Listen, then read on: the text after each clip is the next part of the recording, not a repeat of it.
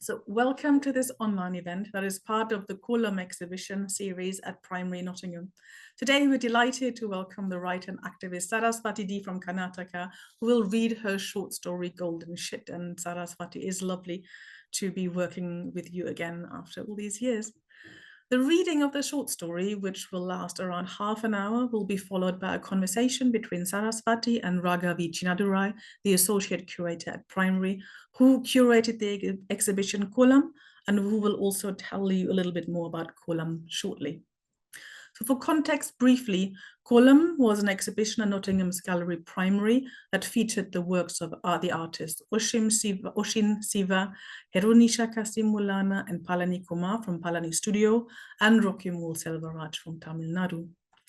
Today's event is in dialogue with an in-person event that focused on Palani and Heronisha's extensive photographist practice, their personal journeys and reflections on projects addressing the issues around manual scavenging and the systemic exploitation of working class and Dalit communities.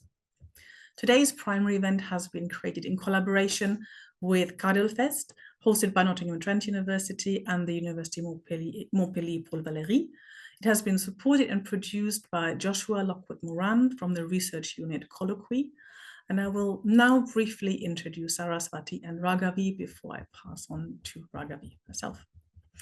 Saraswathi, the star of our show today, is a writer and activist who, through creative and academic writing, theatre, song, campaigning, and research, has been associated with Dalit, women's, and unorganized sector labor movements for over 30 years. Her doctoral thesis is titled Community Under Siege Socio-Cultural Study of Sai Kamacharis in Karnataka from Feminist Perspective, and was submitted to Akamahadevi Women's University in Jayapura, Karnataka State, India. Theatre, research, writing, and storytelling have influenced the core of Saraswati's work in the social sector, through which her practice has contributed to literature, discourse development, curatorial perspectives, and intervention in social, cultural, and academic spheres. Her short story, Golden Shit, was originally written in Canada and was translated by Saraswathi herself, and we are very grateful that she recorded the following recording video of this short story in English just for this event. Her partner in the following conversation is Raghavi, who is a Tamil woman, interdisciplinary practitioner, an artist curator from Tanjavur, Tamil Nadu. And Raghavi completed her MA in curating contemporary art at Royal College of Art, London, as an RCA Logitech scholar. Her research focuses currently on exploring the pedagogical possibilities of Kolam, indigenous South Indian Tamil threshold design, and other embedded cultural practices in the Tamil community as decolonial curatorial frameworks and methodologies. I would like to thank Saraswathi very warmly for sharing her brilliant story today with us and for agreeing to be part of this conversation. And I would also like to thank Raghavi and Primary for creating such a wonderful exhibition and event series. And thank you, Josh, very much for producing this event in a calm and collected manner, as always. So now I would like to pass on to Raghavi, who will tell us a little bit more about this fabulous exhibition, Kolam, who is now, sadly, it's closed now, but it was wonderful and you can still see it in photographs. Thank you.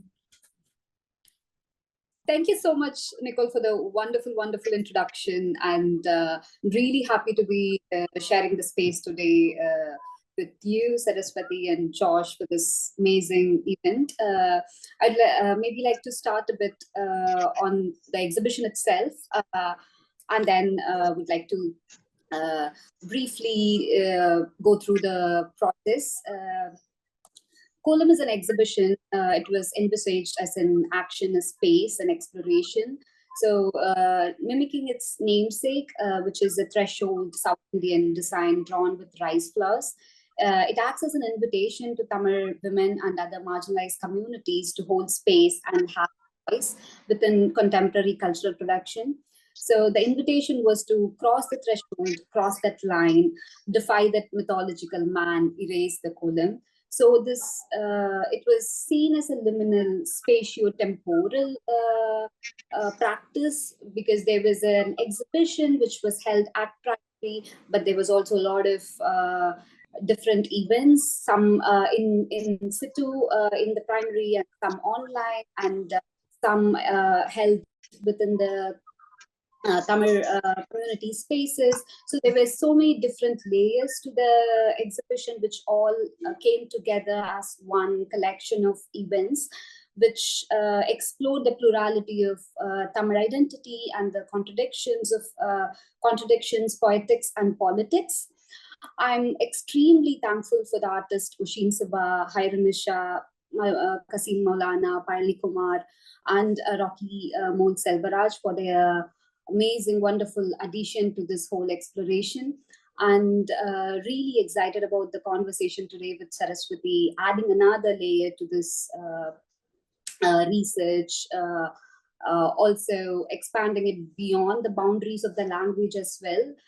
Because one of the things which happens within India, I feel like some of the movements have been really distincted and separated by the language, and there's a lot of language politics involved as well. One such is Dalit movements, which has been gaining mobility and organizations amazingly by activists like Saraswathi and Parani. So I'm really happy to be that Kolam is one such place where this inter-language collaboration is happening as well. So I'm really looking forward to hear the story. Thank you. Kolam exhibition is part of Primary's winter exhibition. Primary is an artist-led contemporary visual art organization, and the exhibition and my role as an associate curator was supported by Art Fund.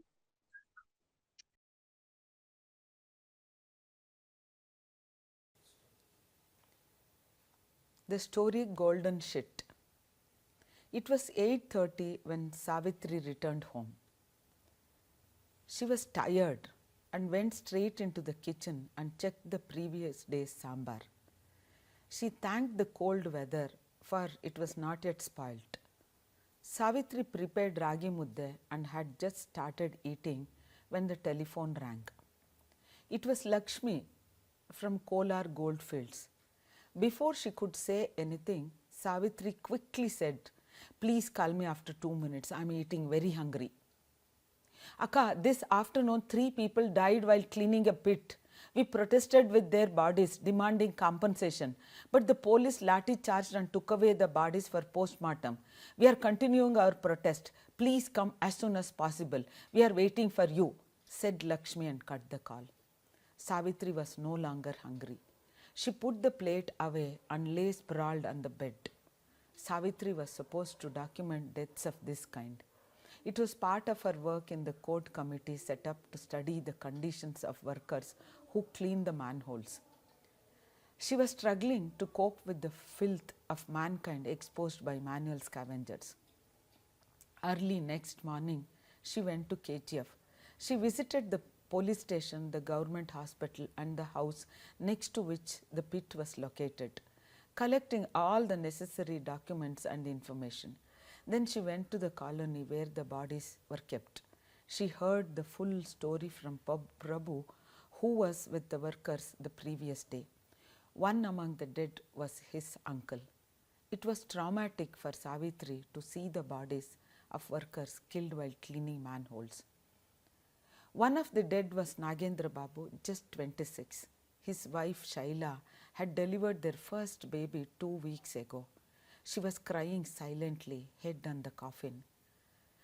Her shocked father was blabbering, waving his identity card.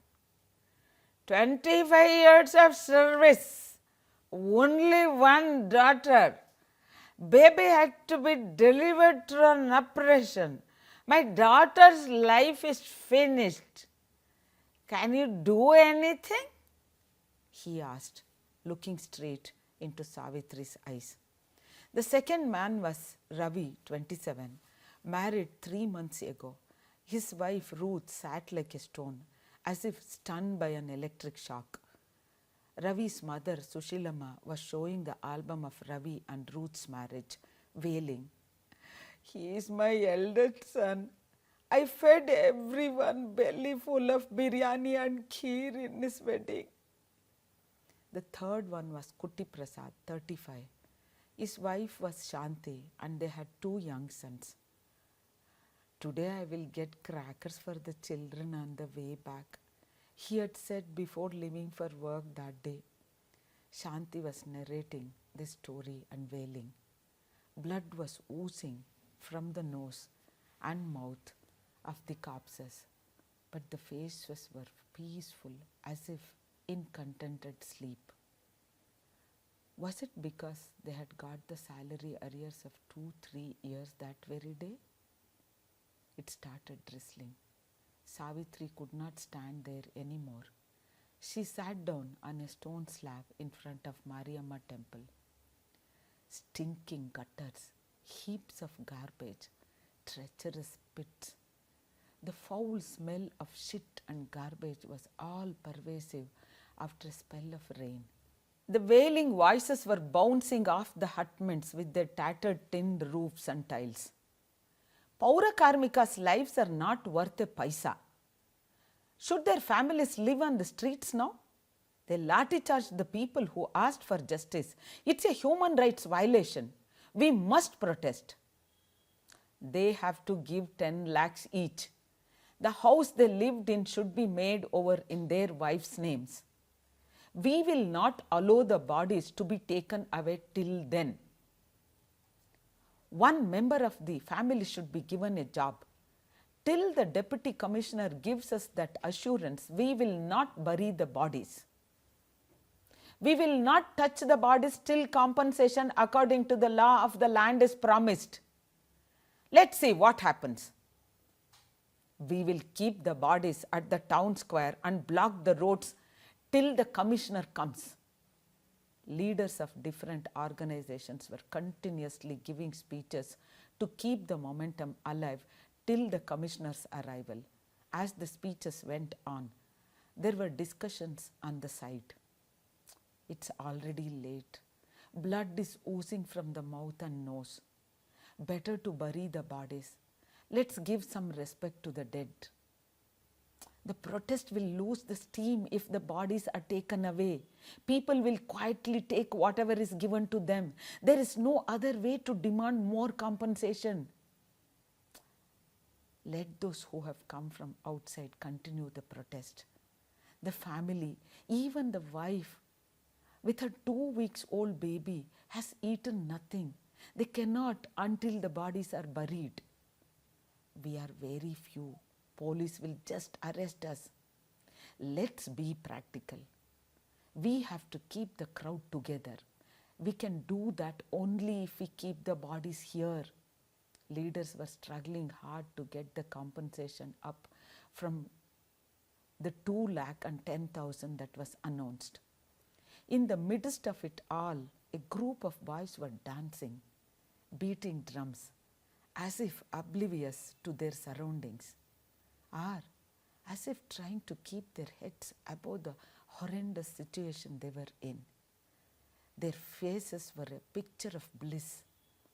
They woke up to the world around only when someone came with the garlands.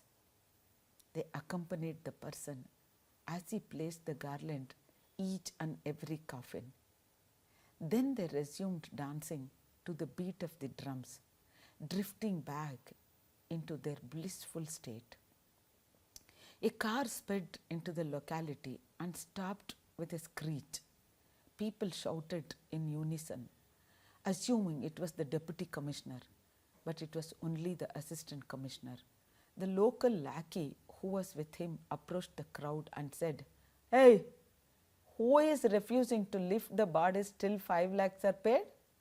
Take the 1 lakh rupees our Sahib is offering and bury the bodies. What do you think of yourselves? You think we don't understand the problems here? We are from this place. Bangalore people's tricks won't work here. Understand?" He grabbed one of the leaders by the collar and pushed him. The crowd disappeared. Prabhu was sitting like a rock, the image of his uncle's hand lifted up, desperately trying to grab his hand. but slowly disappearing into the pit full of shit, was fixed on his mind. The word lack was heard in the colony only when someone fell into the death trap. Prabhu spat violently, as if to bring out something solidifying deep inside him. He wanted to set fire to the stomach that felt hunger. He took a bottle out of his pocket and swallowed its contents in one straight gulp. Within minutes, he felt miraculously light and started dancing with the boys. Savitri was stunned to watch the miracle of Arak.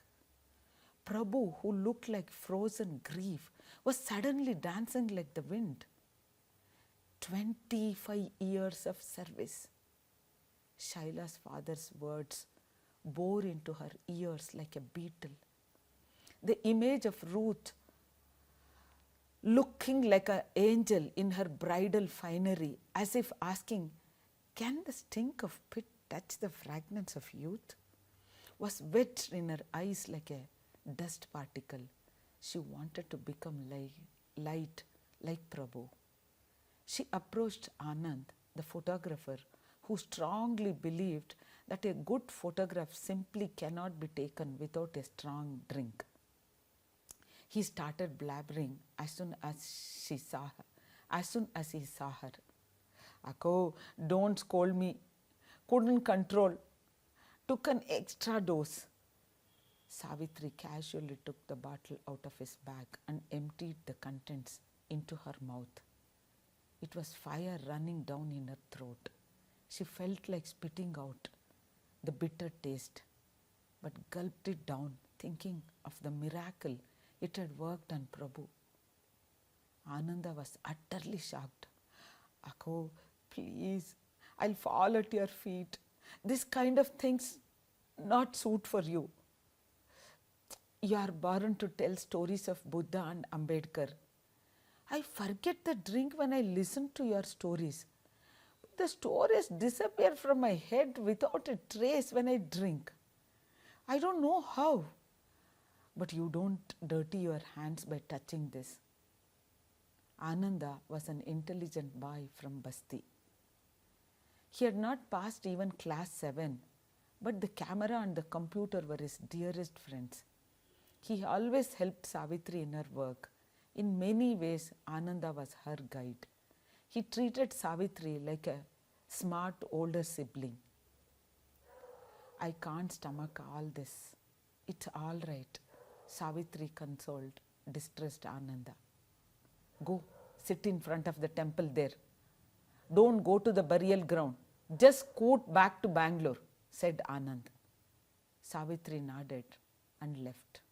Her whole body was slowly growing light like a carton. As she sat in front of the temple door opened all by itself. Savitri flew in and stood before the goddess. Devi stood up. "Devi, what's your appeal? Place it before me." "Savitri, are these deaths justified? They deserve fair compensation." Devi, "Please elaborate on the case." Savitri, "Yes, Your Honor. I have all the documents. Yesterday afternoon, 3 people named Kutti Prasad, Nagendra Babu and Ravi died while cleaning a pit in the house of Rajananda on Urugam Road, Ashoknagar. The pit had poisonous gases. After speaking to all the people concerned, I went to inspect the pit myself. It's not a pit, but an unused well of 10 to 12 feet depth, filled with shit and sewerage for many, many years. The chappals of the 3 workers were still lying near the pit. I stepped into those chappals and started into the stinking pit. And there, I saw something shimmering like a gold. That shimmer transformed into a road amidst the dark shit water. The chappals carried me on that road without a drop of the dirty water touching me. They started narrating the story. history like a pair of trained guides. I submit the details before you. In this state of Karunadu, the number of districts is 0 next to number 3. It's easy to count the districts which bring good revenue. Just remove the 0. They are Bangalore, Mangalore and KGF, where you reside. Back in 1780, Mysore province was ruled by Sultan Tippu. Once upon a time ruled Sultan Tippu, praised and embraced by all. His binocular eyes spotted the shining soil of Marikuppam. Deep in the womb of earth hid solid nuggets of gold. Gold fit for glittering jewelry. Gold to weigh down heads with crowns.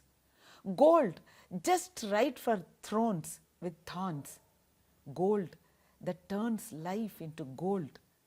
Gold that turns golden lives into dust. King Tippu, who had killed the gold-striped tiger, saw a dream far away. He sketched a blueprint in golden ink to bring it closer home. But the mighty king was trapped and killed by white kings from the cold land. Following the blueprint of our king, white kings took away our mines of gold. John Taylor, a white king, realized that gold can be brought out by digging miles of tunnels into earth. By producing electricity from the waterfalls in Shivan Samudra close by, white kings wiped away the difference between day and night. KGF was the first town to get electricity in the entire state. Henry shop, Gilbert shop, Golconda shop, Balloon shop, Taylor shop, Richard shop, Pennant shop were the names of the mines, each 10 to 20 kilometers deep. The more you dig, more the gold. Railway lines were laid to carry loads of gold. While they were hunting for ways to dig out more gold more easily, without soiling their hands, without melting their white bodies, they spotted those black bodies with empty stomachs, laboring shoulders and wandering feet.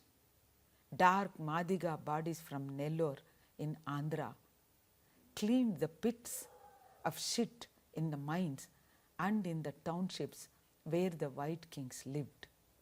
Dark Holaya bodies from Dharampuri, Erode and Salem in Tamil Nadu dug out gold from miles of mines. Madigas had their homes in Champion Reef, Coromandel Reef, Urugampet, Kennedy's 6th Lane, Mysore Mines, Mysore Champions, NT Block, Anderson Pet, Collar Lane, Beer Shop, Kondaya Gudislu, Doddi. Holayas lived in Tank Block, ML Block, ST Block, 4th Block, Kennedy's 1/5th Lane. Kennedy's 1 to 5th Lane. One church for Madigas, another one for Holayas. Brahmins from Devarayana Samudra were brought as priests for Hindu gods. Madigas skinned the cows and tanned the skins, but beef shops were separate for Madigas and Holayas. Only the pawnbrokers never separated them. The cursed walls of castes that divided humans were carefully protected without even a crack to let air pass by the white kings. Cracks on palms and soles that dug for gold. Cracks between workers who dug for gold. Stomachs full and bloated. Stomachs empty and bloated. Wow, wow, gold. Glittering gold. Dark is the pit with shit. Dark is the mine with gold. Darkness is the most convenient for the rulers to loot. Strengthening the thick walls, they carried away the gold. Laborers labored away from 7 in the morning till 7 at the night, earning wages which just about filled their stomach twice a day. To bring labourers closer to the mines, dungeons were constructed and let out unrent. Content were those empty stomachs. They dug out gold, melting away as they sweated. 800 metric tons dug out so far, 6,000 lives lost so far. The mining company remained with the white rulers even after independence. Gold was sold to whites according to the rates of the London market, which was 1/3 less than the Bombay market. Then, in 1962, ownership of the mine was shifted from the white rulers to our own rulers. Mining was stopped in 2001 when there was nothing left to dig. In 1993, manual scavenging was prohibited legally, but it is still alive here. Even if we say don't, they choose to work as manual scavengers. They drink up to their nose and so they die. Thus speak those who steal the wealth of the healthy shoulders and forget they too have stomachs and dreams. Kutti Prasad, now lying dead, had taken the help of Lakshmi, an activist, and started a sangha. He had forced the deputy commissioner to give them jobs other than manual scavenging. They were given the job of sweeping the streets under the municipality. After 3 months, they were sent back saying their contract was over, but they could eat only if they work. Rajanand had arrived in the colony just when the hungry stomachs were growling. I will give you 5,000 rupees. Please come and clean the pit. It's filled to the brim, he had pleaded. When they went, they found that it was no pit, but an old unused well of 10 to 12 feet depth. They removed the slabs that covered it. Then they took some advance money and went to have lunch. All the three got to work after lunch. The well had stone steps. First, the dark water on the top layer had to be removed. Then the shit below had to be shifted to buckets with a shovel and hauled up. This was to continue till the pit was empty. Ravi got in first. Nagendra stood in the middle and Kutti was stationed at the top to empty the buckets. Ravi, who bent down to fill the bucket, felt dizzy and fell. Nagendra, who rushed to his help, also felt dizzy and fell into the pit. Kutti tried to save both and fell in too. Prabhu ran and grabbed the hand of his uncle Kutti, who had fallen unconscious inhaling the poison gases, could not grab the hand and sank into the pit. Poisonous gases in a pit can kill a person within 5 to 7 minutes. JCB machine was brought to fish out the bodies. After bringing out the bodies, they were not washed or allowed to be taken to the post-mortem till the union people came. The authorities released compensation of 1,10,000. The bodies were then taken to the hospital for post-mortem. The union people decided to protest in front of the hospital without taking the bodies till they promised the compensation as mandated by law. When the officers came to know, they stealthily took the bodies out through the back door and left them in the colony. It was then that the union people decided to protest without cremating the bodies till a commitment was made on the compensation. When the officers realized the seriousness of the situation, they used the local lackey, offered 1 more lakh, and are now forcing the families to bury the bodies. Is it fair? Don't these people deserve some dignity in death, if not in life? Only the Mother Earth can rest them in her lap now. To bury them quickly is to show them respect. but the families can hope for a fair compensation only by refusing to bury the bodies until money is promised. Many murky negotiations are on, but I have all the records. The family should get justice. They should be liberated from pits and manholes. Savitri rested her case. Devi, I have heard your appeal. You weave a story well like the people of your community. Long ago, I gave you people the boon of arak to kill hunger and drums to overcome pain and digest humiliation. Your plea does not fall under my jurisdiction. That should be presented along with the evidence on the stone temple where it is written, government work is God's work, and in the red building where goddess of justice with eyes covered with black cloth resides. You will get what you are asking for. I was so bored. Thanks for this time pass story. With this brief relay, Devi sat down and became stone again. Finalizing the report, presenting the records before the committee, submitting it to the court, long for and against arguments, and then the judgment, then the government order, and then the compensation. The vomit that was stuck in the pit of her stomach long ago was slowly twisting and turning and moving up. She wanted it all out in one go. She went near the gutter and stuck her fingers into the throat. Everything gushed out at once from the nostrils and mouth. She took out her water bottle from the bag and washed her mouth. The intoxicated boys were beating the tamte. Jug, jug, jug, jug, jug, jug, kunnak kunnakku, jug, jug, kunnak kunnakku, jug, jug, kunnak kunnakku. Savitri, light from throwing up, her guts began to sway with them. Thank you.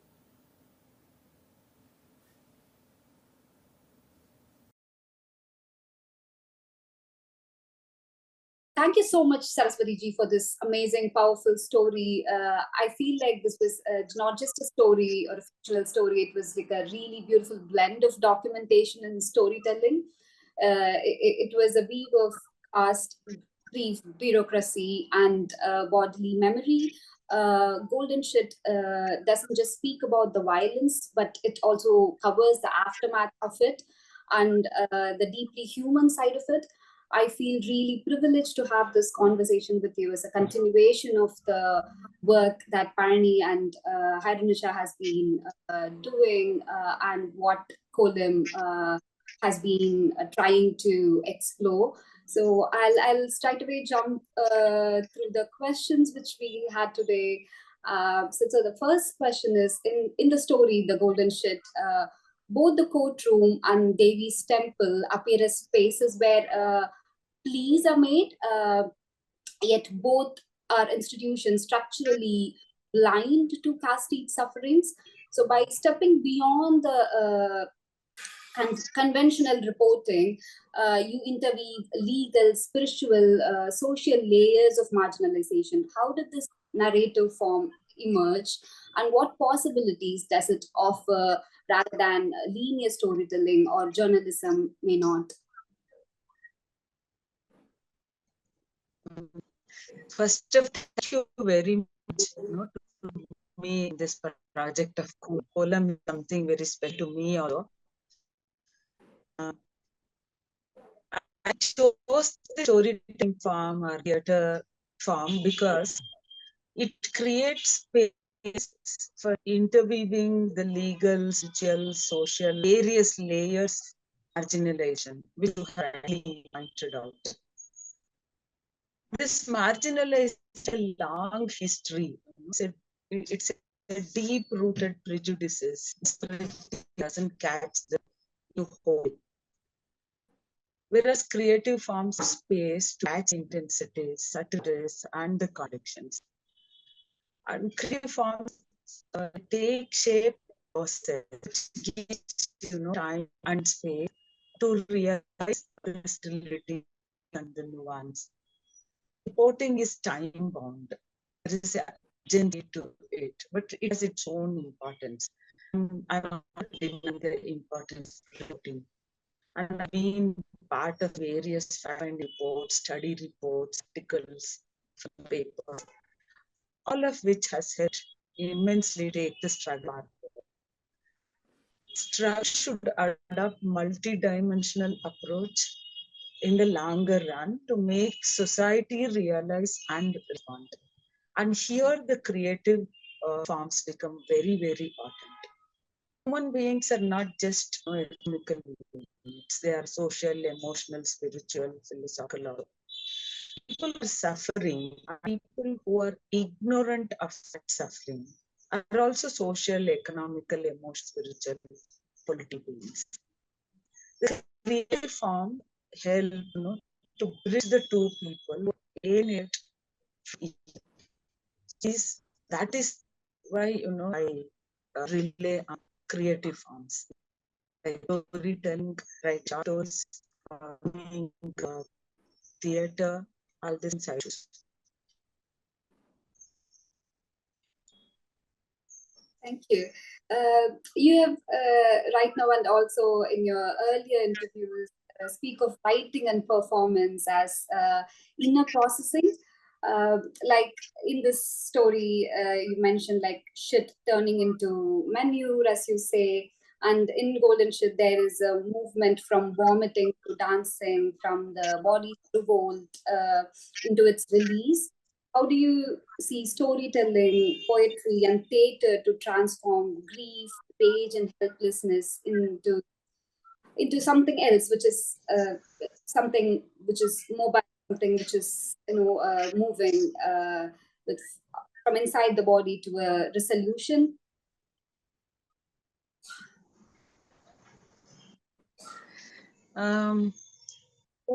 My activism, my creative writing, and theater, they mutually strengthen each other. My creative forms gain, the essence and the weight from my activism, and creative forms, my activism become like a tonic to my my activism, because this activism is quite a strenuous thing. You are always on the run. You'll be running, lot of stress, lot of tension, lot of anger, lot of agitation within oneself, which will just dry, it dries up emotionally. And here, my all the creative work becomes very, very helpful to deal this. I follow Buddha's teachings. Actually, Thich Nhat Hanh, a Vietnamese Buddhist teacher, in answering one question, how to deal with the anger, he says, what do you want to throw it out? Use the anger like a mud to grow the lotus of compassion. So for me, all this agitation, because the creative process, it's quite a task, you should have a lot of pain, a story to emerge, a poetry to emerge. And the process you mellow down, using and only the essence will come up. So that's how all my disturbances, tendencies, anger, hatred turns into a creative form. This process, which takes time, this not only take time, it will help me to introspect my own self, which is also part of the same whole system, which is responsible for what's happening. So I believe that I have to confront, and confrontation, something new comes out. And I try hard to convert my anger of mud in creative forms. It's a useful exercise because I become more healthy.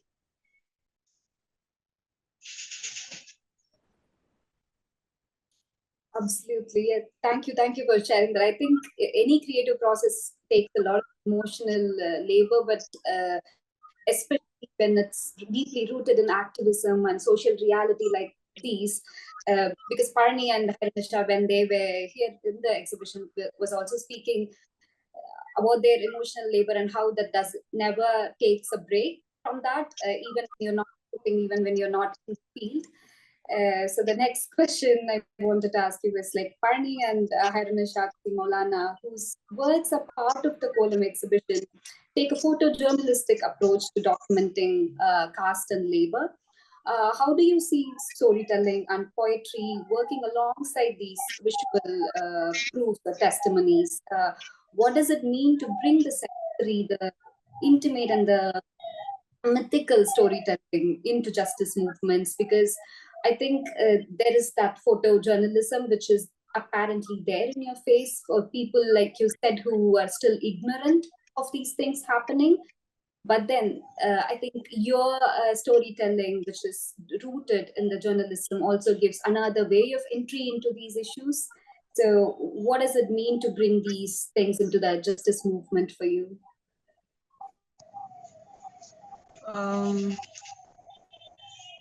Visual testimony, storytelling, and poetry, they different dimensions the show, which we are addressing that we are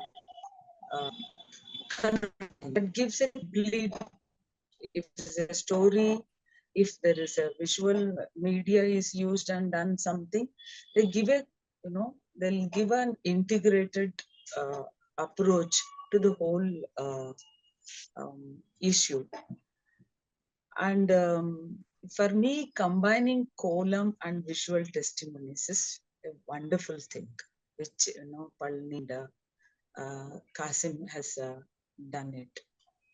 It has a deeper dimension which has evolved from years.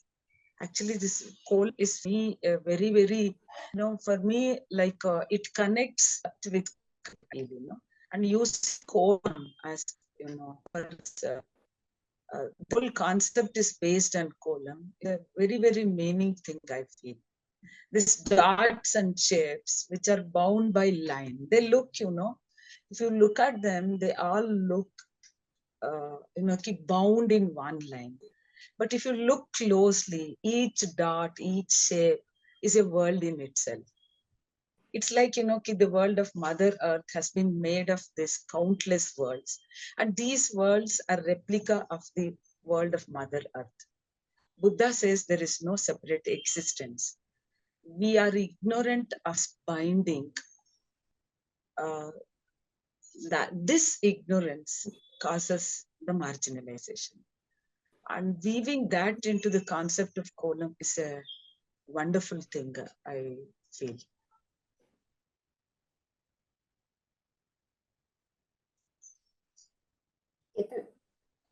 I wish I should have seen, in live. Yeah, it would have really nice to have you here as well when the exhibition was there. But really, thank you so much for your wonderful words about the exhibition. It means a lot. But I'm really happy that we are doing this, activating the exhibition through this. Yeah, thank you, If there is Saraswathi. a chance to see in India, I don't mind coming to Chennai and seeing also. Sure, that should happen. I'm actually thinking about it, so that should definitely happen sometime. So another version of Kolam, which evolves from here, which is erased and redone in some other place in India. So yeah, hopefully. Actually, it is very beautiful. It is done and it is redone. It is not a permanent structure at all. Every day it comes out new fragments. So that is the beauty. Yes.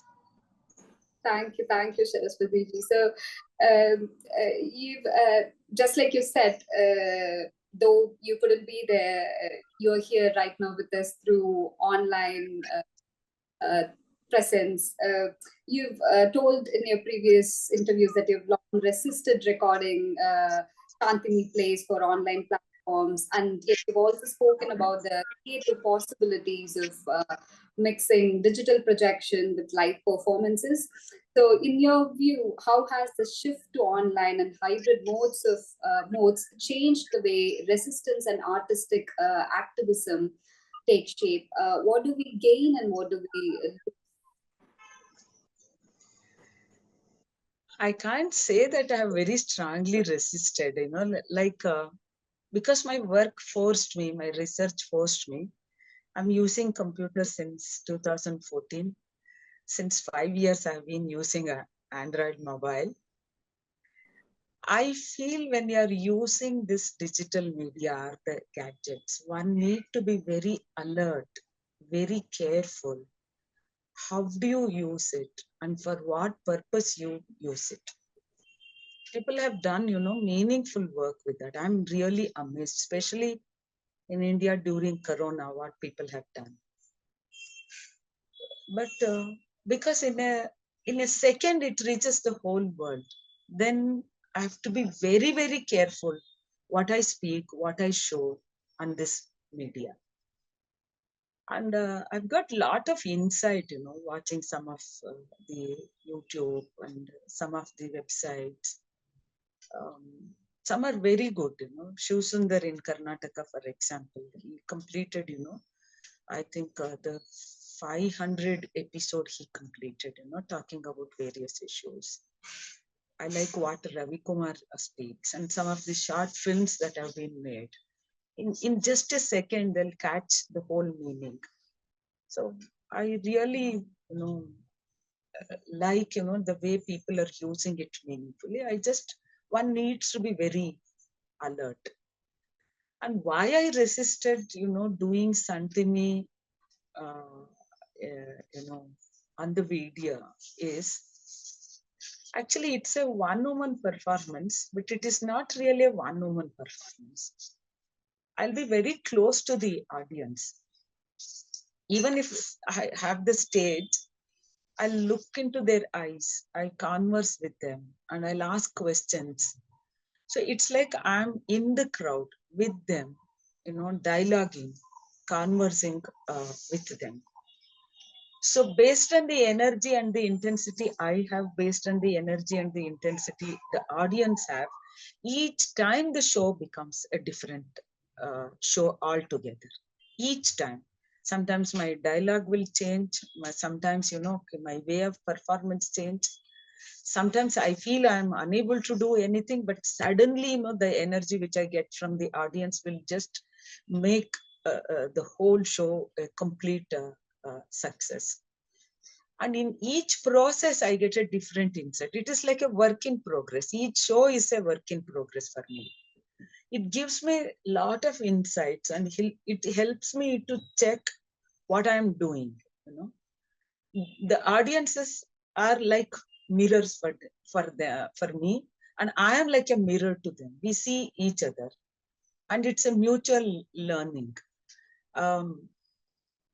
At least at that particular time, we will be responding wholly, mentally, physically to that particular reality.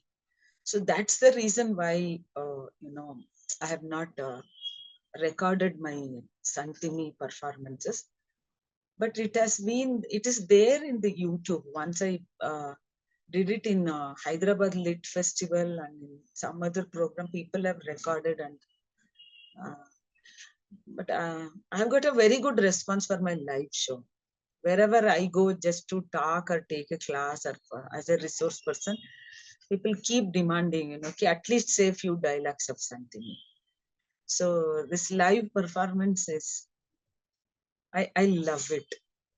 I think maybe I am too possessive. Is that? I don't know. I'm happy. I'm very selfish. I love to do things which makes me feel very happy. This performing in front of the people is a joy for me. So I've not recorded so far. So thank you for that. Unfortunately, I have not seen the show in person, but I've seen it online as well. Like you said, bits and pieces, but also like one picture where you directly look at the camera and uh, give like this beautiful, strong response to it, and that has all like intrigued me so much. Like I've always, like you said, wanted to see it in person. So just like you said, if it happens anywhere in India after this, if I'm there, I would really love to come and see that, and totally get what you mean by it's a dual effect, isn't it? Like you said, it's a give and take when you are there, and that was very apparent in just that one picture itself. So I can't imagine what it would be to completely see it in person. Yeah, thank you. Each day is a new Kolam, na? Like that, Yeah, each performance is a new thing for me. absolutely. Yeah. Yeah. Thank you, Ji. So the next, maybe we'll slightly shift towards the actualities, because, like you said, your work is in the intersection of storytelling, poetry, but also field activism as well.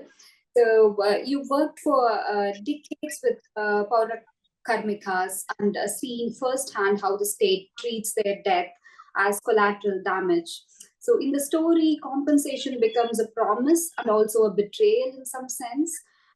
What would justice look like beyond the language of compensation in life, not just in death?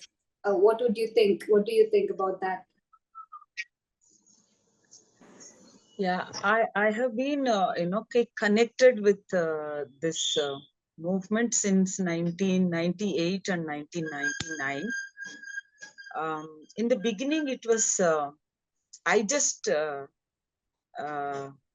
accidentally got into this movement, and I really wanted to do, I wanted to work very seriously with the people.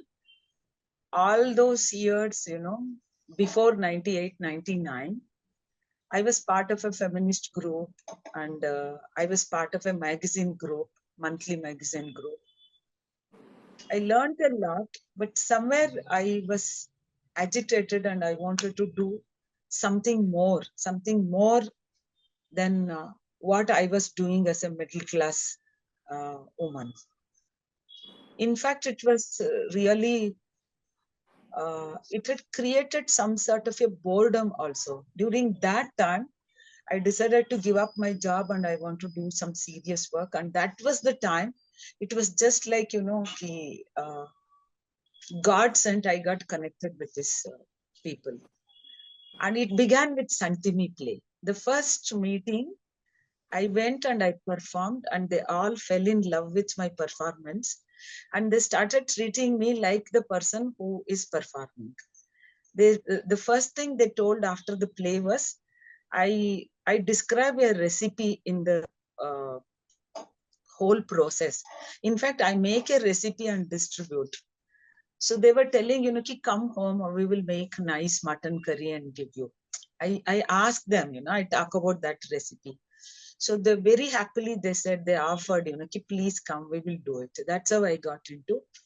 And I thought, being, from the city, educated and with lot of resource and with connection, we can do lot of things. But it was quite a difficult task, even to just, just to shake the system. It was so very difficult. And it created a lot of anger inside me. I think the anger, I was trying to look into myself and, trying to find the reason why I am getting so angry. Is it because I love them so much, or is it because of my own reason? I think there was a big group of the supporters, all the middle class intellectuals, human rights activists, liars, feminist groups, Dalit groups. I think it was the failure after we all coming, after, the legal battles, after all this intellectualizing the whole process. We failed. That created an anger. So then slowly I turned myself into building a collective leadership of the workers themselves.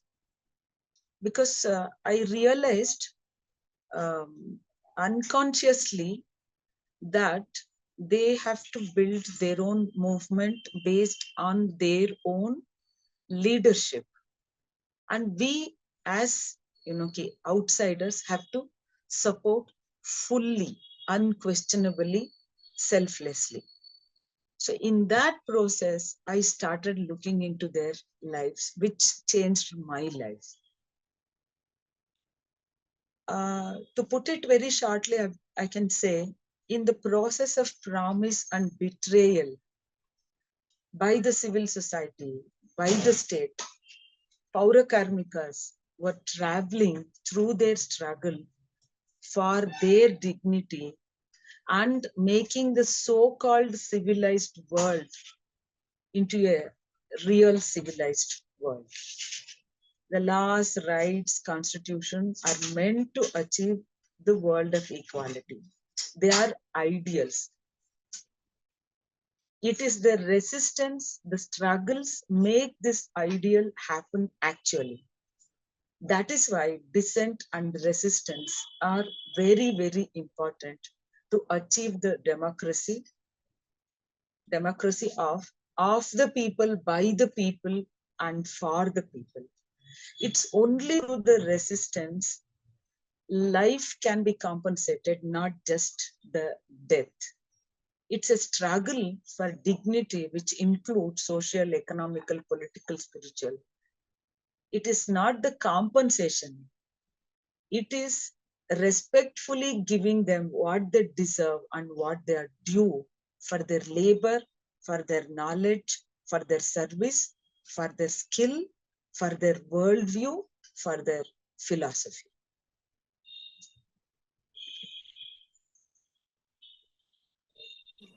Thank you. Thank you, Saraswati ji. So I think, like you've rightly said, this is not just about giving compensation to them. Like, they hold immense knowledge and so many lived experiences, knowledge, and this is a struggle for dignity, and it is also a struggle which teaches, which is in the pursuit of teaching the world as well, while it's trying to achieve something. Like you said, it is changing the democracy, giving its actual meaning. So that was a powerful way of thinking, like, I think, which made complete sense, whatever you've said. Thank you for that. And you've just said that you've been involved in feminist movements in your early days. So your feminist politics is rooted in a deep relationship with the body. Even in the story, we speak about the movements of the body a lot. So through the women's movement, theatre, Buddhism as well, in your work, the body becomes an archive, theatre, a prop, a political text, and a spiritual map in some sense. How has this embodied journey shaped the way you tell stories of caste and resistance? As a woman, I feel my body really has all these layers of stories from my ancestors, which embodies all these traumas as well as oppressions which has come through. So your story beautifully captures it. And how has this journey shaped the way you tell the story of this particular resistance movement? Yeah, you said it rightly. I carry this body from my ancestors, which has undergone so much of oppression, so much of discrimination, but they have never shown hatredness. They have never killed anyone. They were never, they have not done any injustice to anyone. How did they digest this humiliation? How did they digest this discrimination? So I carry this. For me, this body is very, very sacred. But the last question, what you said, it is connected with the answer of the last previous question. See, when we talk of the resistance, the world feel, or people who are at the power or the state feels we are asking for something, we are begging for something, and they just have to give it or throw it. My activism is not that. The struggle is not that. The struggle which I have been part of it. In fact, we get something which is very useful, this civilized world, so civilized world. From their worldview, from their fields of view, which is very cyclical, which doesn't have down spirit and fear, which is cyclical in nature, what Buddha speaks. Cycle, there is no beginning, no end, no up, down, no beginning, no end. So it's very, very, very important. This I was able to realize by being part of this struggle. And I oppose and resist all kinds of discrimination, and exploitation in the name of gender, caste, sexuality, race, etc. If we look at the discrimination and the marginalization deeply, we can realize anything to do with the body is considered as low, inferior, polluting, and posed as opposite to the intellect, not the wisdom. The knowledge which we get from the physical labor through the interaction with the nature, the insights we get from the interaction with the nature, the wisdom we get from the experiences are all looked down.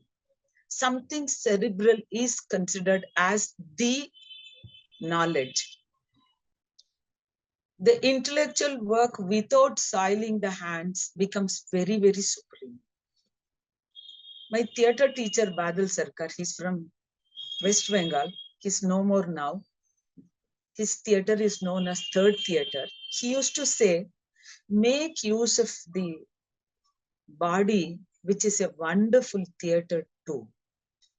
He used minimum props, minimum set.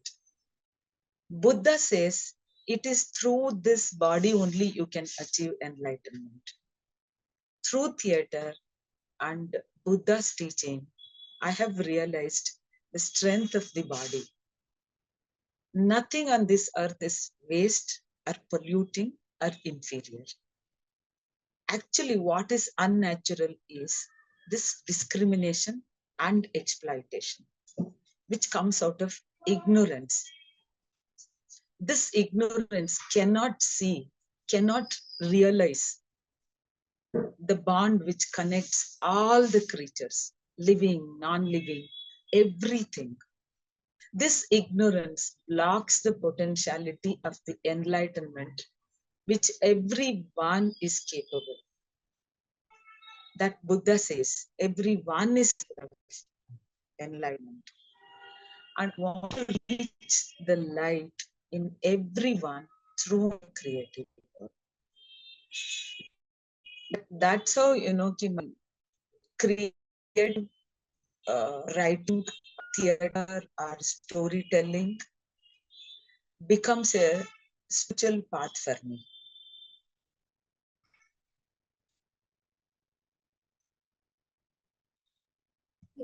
Thank you so much for sharing that, Saraswati ji. I think, like you rightly said, everyone can or should be enlightened, like in the sense which you've told. In my personal experience, what I found really paradoxical was my paternal grandmother was called Pattamal. Her name is Pattamal. So she's in very your everyday oppressor caste, rural woman who has been oppressed, but also like pass that oppression on to others as well.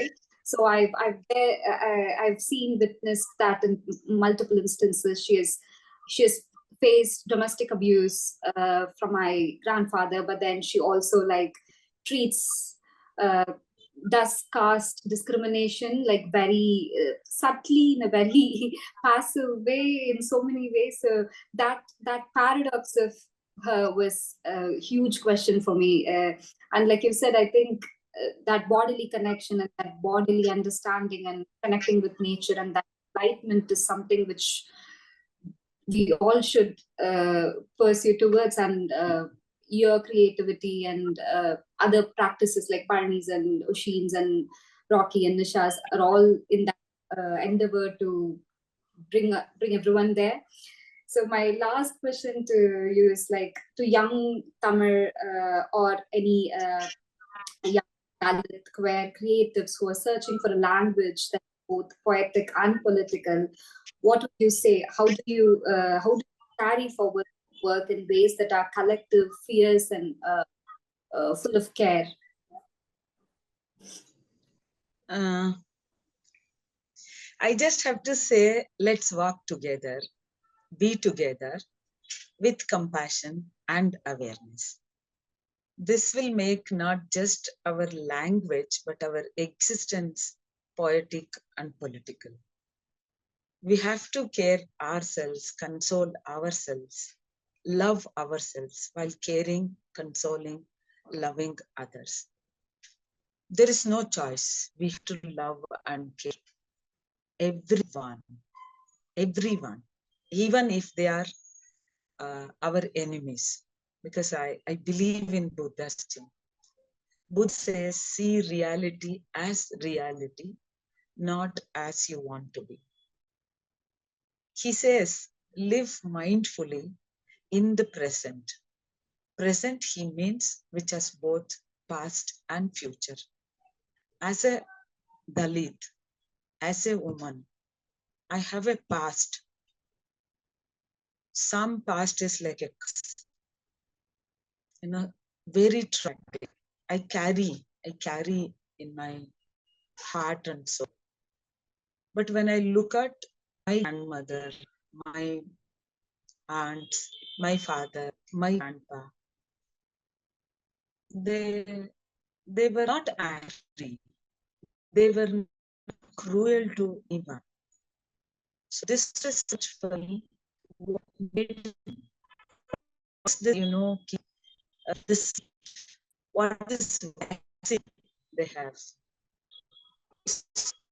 Love. It is the politics of love. It may not fit into the frame of politics which we speak, but it is political. It is rational. Rationality without compassion has no use. Baba Sahib rightly says, equality and freedom has no meaning without fraternity. This fellow feeling, if we don't have, I don't think we can achieve anything. To have in pedagogy of the oppressed, Paul says, it is the oppressed who will change the oppressor also. So we have more strength, I feel. We should feel, I think it is, we can do something. So I really very happy that you included me in Kolam to travel with you and Palani and another person.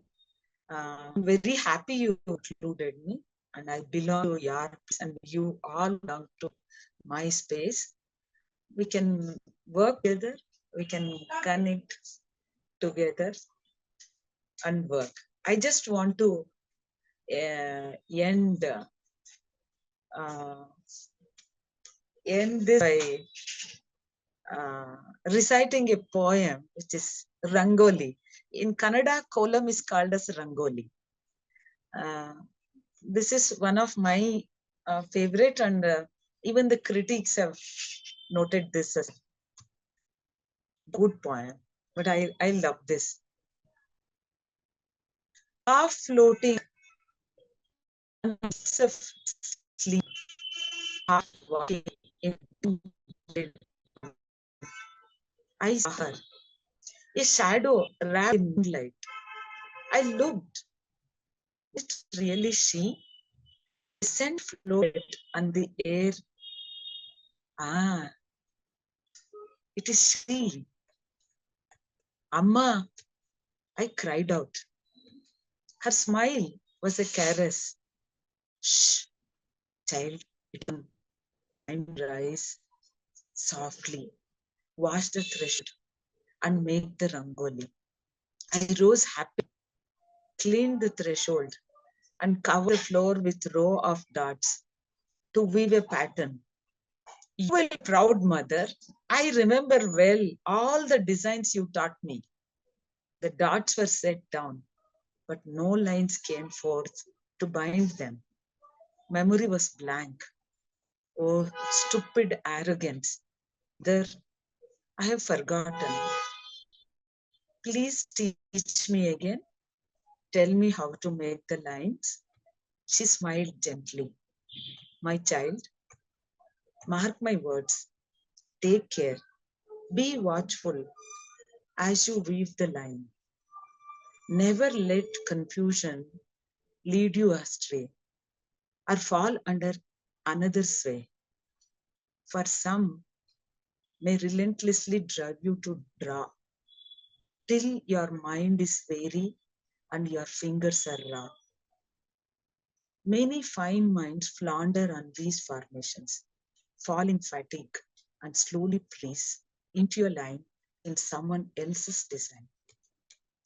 This rangoli of life is a mystifying maze. Be watchful. Do not wander about it in a daze.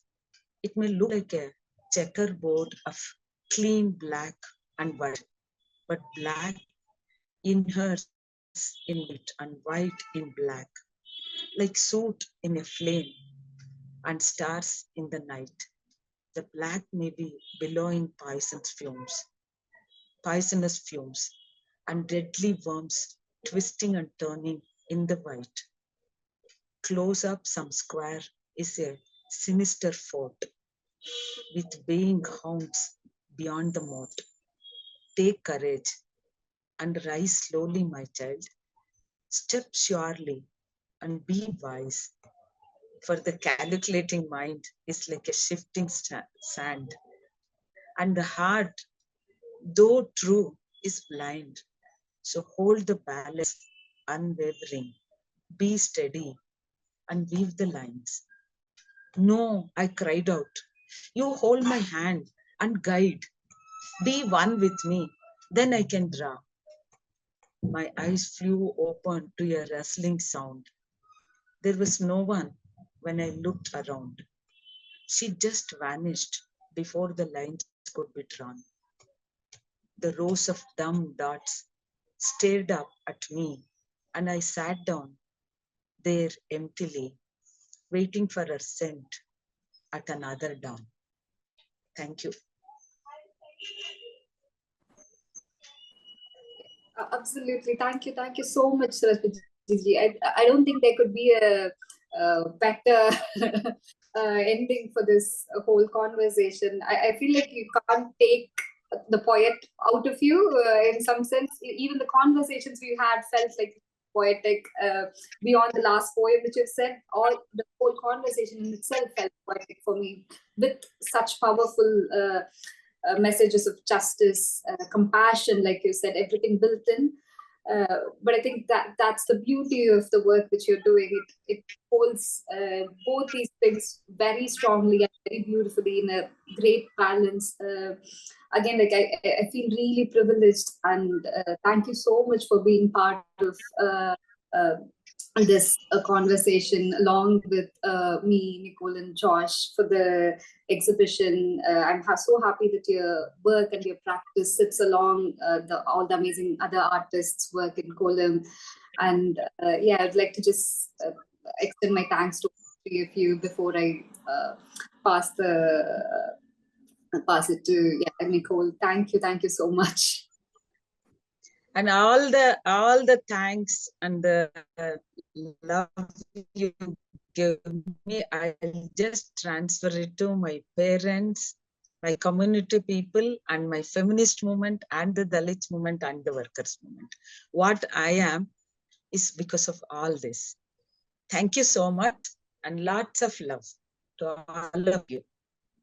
Raghavi, Nicole, thank you. Same here, Saraswati. Lot of love. Yeah. Thank you. Oh, thank you. That was wonderful. Thank you so much. That has really been remarkable. Thank you. Thank you all so much. This has really been wonderful. Thank you.